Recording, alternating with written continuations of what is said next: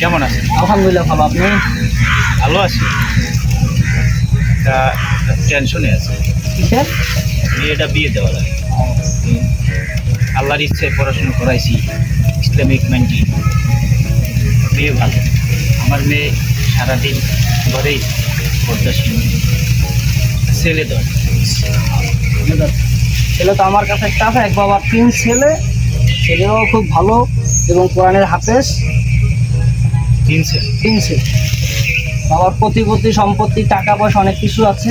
ছেলেরা সবাই ভালো। সম্পত্তি কি আছে?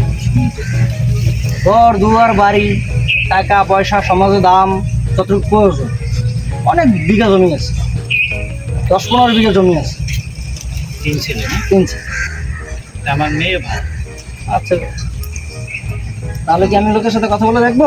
দেখেন একটু কথাবার্তা বলেন, তারপরে আমার জানাই। আচ্ছা ঠিক আছে।